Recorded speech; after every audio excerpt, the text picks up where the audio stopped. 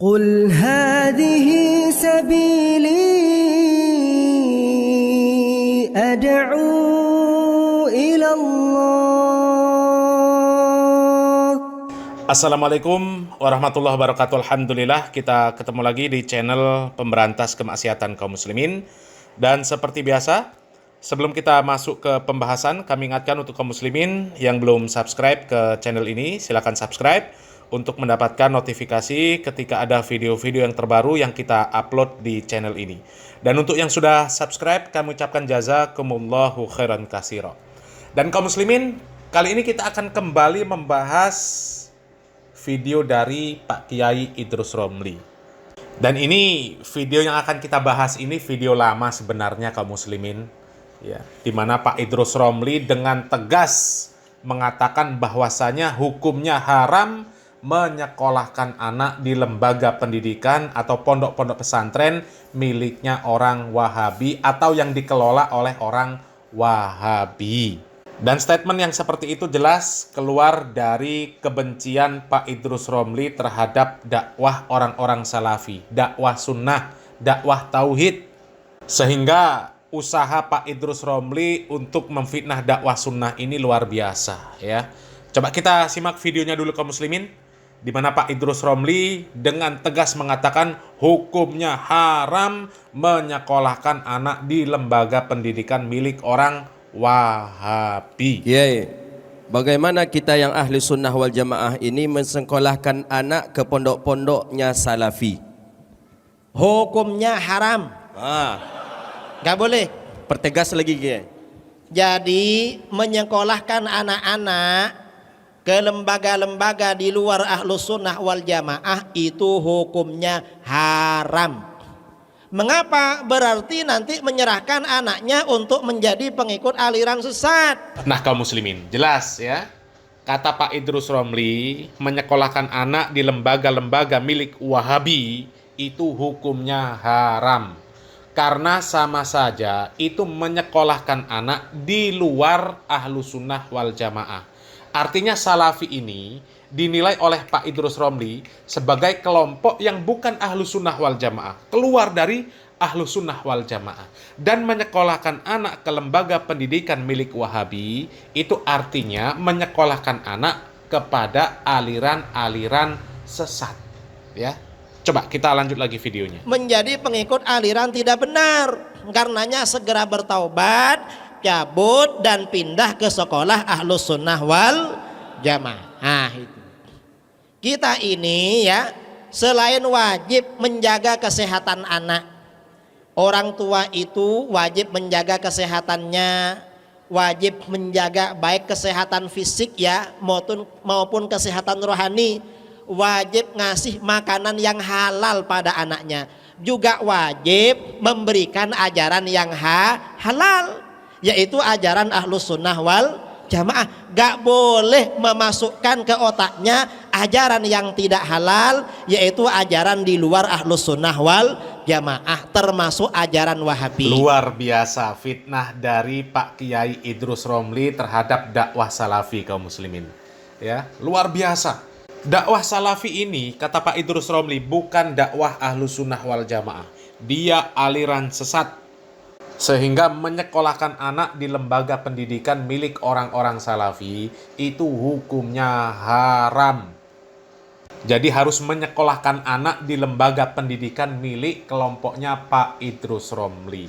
Tapi kali ini kita akan membuat Pak Idrus Romli berpikir keras kaum muslimin, ya, mengevaluasi kembali apa yang sudah diucapkan oleh Pak Idrus Romli di dalam video ini kaum muslimin. Ternyata dari sekian banyak kasus-kasus asusila yang terjadi di pondok pesantren, ya, kasus-kasus pelanggaran syariat Islam yang terjadi di pondok pesantren, ya, itu 100% bukan dari pondok pesantrennya orang-orang yang disebut oleh Pak Idrus Romli sebagai Wahabi, ya. Kita buktikan kaum muslimin. Ini ada berita terbaru dari sebuah lembaga pendidikan milik teman akrabnya Pak Idrus Romli. Bahkan ini pondok pesantren kaum muslimin, pondok pesantren miliknya Ahlus Sunnah wal Jamaah versinya Pak Kiai Idrus Romli. Ya, kita baca beritanya kaum muslimin. Ini dari halaman detik.com kaum muslimin. 8 fakta kasus 2 ustadz di Agam Sumbar cabai puluhan santri laki-laki. Ya, ustadz kaum muslimin. Ya, nafsunya sama laki-laki. Na'udzubillah min dzalik. Ini generasi penerus kaum Nabi Lut ini kaum muslimin. Foto RA29 dan AA23 saat dihadirkan dalam rilis Polresta Bukit Tinggi. Ya. Nih. 2 ustadz, salah satu pesantren tingkat SMP di Agam, Sumatera Barat, Sumbar, masing-masing berinisial RA 29 tahun dan AA 23 tahun ditangkap polisi. Kedua ustadz ini dibekuk karena diduga mencabai puluhan santri laki-laki. Ya. Kalau di berita TV One, ini 40 santri laki-laki kaum muslimin yang dicabai oleh RA dan juga AA ini kaum muslimin. Awalnya polisi mengamankan ustadz berinisial RA. Ini memalukan ya, dikasih gelar ustadz ya.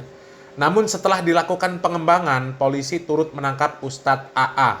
Kedua ustadz tersebut kini telah ditetapkan sebagai tersangka. Nih. Berikut detik Sumut rangkum 8 fakta kasus 2 ustadz di Agam Sumbar mencabai puluhan santri laki-laki kaum muslimin. Ini beritanya, silahkan kaum muslimin dicari supaya tidak ada dusta di antara kita. Ya, jadi kalau mencari beritanya sendiri, membaca beritanya sendiri atau melihat videonya sendiri dari berita ini, ya, ini lebih jelas ya. Sehingga yang kami sampaikan ini bukan fitnah. Dan lembaga pendidikan ini bukan lembaga pendidikan milik Wahabi ya. Kita buktikan kaum muslimin. Di sini ada flyer penerimaan mahasantri baru tahun akademik 2021-2022.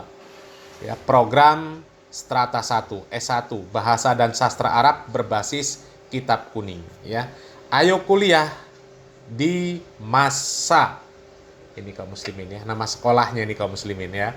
Dan di sini ada gambar Pak Idrus Romli dan salah satu tersangka dari kasus pencabulan 40 santri ya, 40 santri.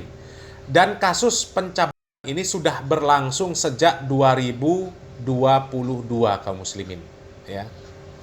Dan tersangka ini kaum muslimin memiliki sebuah akun media sosial di mana di akun media sosialnya pernah memposting sikap dirinya terhadap dakwah sunnah, terhadap dakwah salafi atau dakwah wahabi. Karena antara Pak Idrus Romli dengan orang ini ya pasti sama, teman akrab, manhajnya pasti sama. Sama-sama membenci dakwah sunnah, sama-sama menyebut dakwah sunnah ini dengan dakwah wahabi ya, dan kebenciannya sangat luar biasa ya. Kita baca postingan dari orang ini kaum muslimin yang menjadi salah satu tersangka dari kasus pencabulan santri di pondok pesantren ya. Ronald Andani, ini nama orangnya kaum muslimin, RA tadi ya. Saya tidak marah melihat orang jenggotan, juga tidak sesak nafas melihat orang gamisan. Namun yang sedikit membuat bingung, kenapa ya ada orang yang ngaku pengikut salaf tapi mulut dan kolbunya banyak daki dan kotoran. Ini katanya orang salafi itu mulut dan kolbunya banyak daki dan kotoran. Mereka bilang cinta sunnah tapi hobinya fitnah sana sini. Mereka bilang ikuti ajaran Rasulullah, gemarnya sibuk selidik dengan kekurangan orang yang beda pendapat dengan mereka. Bahkan sampai-sampai mulut mereka menodai kesucian warasatul anbiya. Mana yang dinodai ya? Tapi saya yakin pewaris Nabi tidak akan terusik oleh gonggongan dan salahkan mereka. Ya, mungkin tuduhan lah ini maksudnya ya. Ya saya sebutkan saja siapa mereka agar masyarakat tidak tertipu dengan gaya dan kelihayan bicara mereka. Mereka itu Wahabi. Kolbu mereka terusik dengan kajian tasawuf yang kata mereka itu bid'ah dolalah.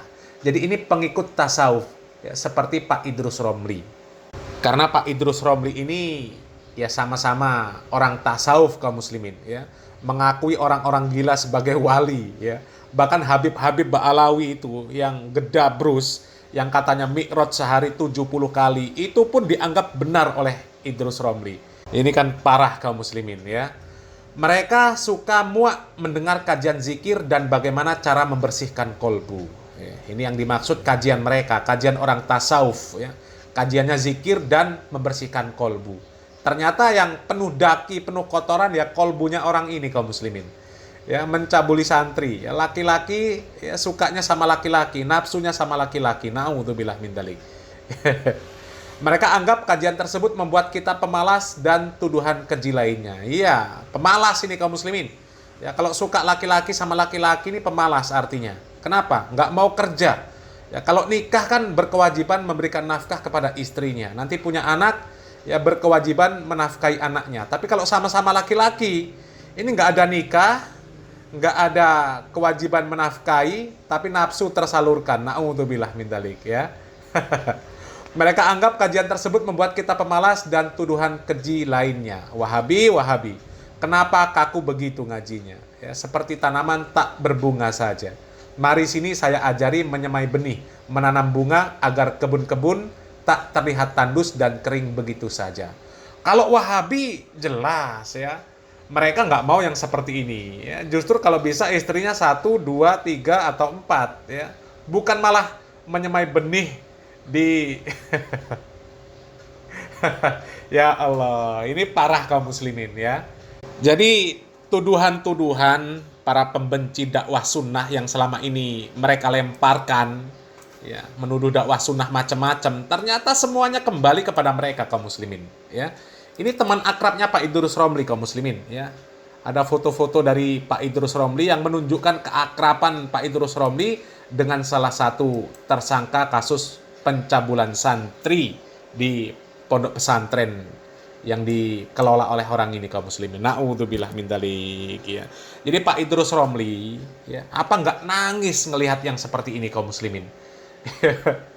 Teman akrabnya ya, punya lembaga pendidikan, ternyata malah menjadi pelaku sodom kaum muslimin. Na'udzubillah min dzalik, na'udzubillah min dzalik. Padahal Pak Idrus Romli sendiri sudah berkoar-koar, jangan sekolahkan anak ke lembaga pendidikan milik Wahabi karena sesat dan menyesatkan, hukumnya haram. Ternyata orang-orang yang menyekolahkan anaknya ke lembaga-lembaga pendidikan milik orang yang sepemahaman dengan Pak Idrus Romli, ternyata banyak sekali kasus-kasus yang seperti ini kaum muslimin ya. Belum lama di Trenggalek ya, ada ya, Pak Kiai sama anaknya ya, menzinahi santriwatinya. Na'udzubillah min dzalik. Belum lama di Pasuruan juga ada santriwati ya, yang baru tingkat SD kayaknya itu kaum muslimin ya, joget-joget erotis ya, diajarkan seperti itu. Na'udzubillah min dzalik, na'udzubillah min dzalik. Ya, kami bukan berbahagia dengan adanya kasus-kasus yang seperti ini ya, dengan adanya ujian-ujian yang menimpa mereka yang seperti ini ya. Bukan berbahagia. Akan tetapi paling tidak yang seperti ini seharusnya menjadi bahan pemikiran untuk mereka yang selama ini memfitnah dakwah sunnah ini dengan fitnah yang luar biasa. Yang hatinya busuk, penuh kotoran, yang katanya antek Yahudi, yang katanya antek Amerika, antek Israel.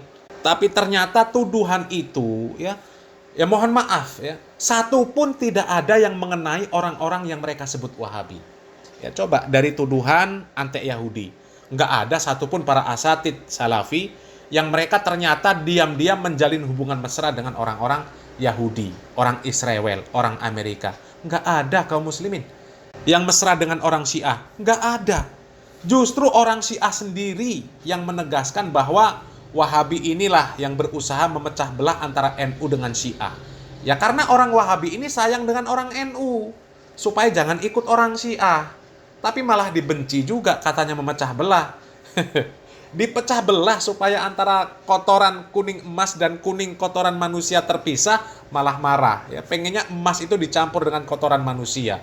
Ya, antara NU dengan Syiah pengennya dicampur baur. Ya padahal kalau NU itu emas, Syiah itu kotoran manusia, ya harusnya dipisah, jangan dicampur. Ini malah seneng dicampur. Ketika dipisah malah mencak-mencak. Na'udzubillah min dzalik ya. Dan termasuk tuduhan yang terakhir yang kita bahas kali ini kaum muslimin, postingan dari Ronald Andini tadi kaum muslimin. Ya katanya orang Wahabi hatinya penuh kotoran, penuh daki. Yang bagus itu adalah ajaran tasawuf ya. Katanya tasawuf itu membersihkan hati. Ternyata hatinya yang kotor, hatinya yang berkarat kaum muslimin. Ya, buktinya apa? Buktinya jelas, dia tertangkap mencabuli puluhan santri, 40 santri disodomi, naudzubillah min dzalik ya. Mudah-mudahan para pembenci Wahabi, para pemfitnah Wahabi dan orang yang terfitnah, mereka segera sadar dengan adanya berita-berita yang semacam ini kaum muslimin ya. Mudah-mudahan kita dilindungi oleh Allah Subhanahu wa taala dari fitnah-fitnah yang seperti ini kaum muslimin ya. Semoga bermanfaat. Barakallahu fikum. Wassalamualaikum warahmatullahi wabarakatuh.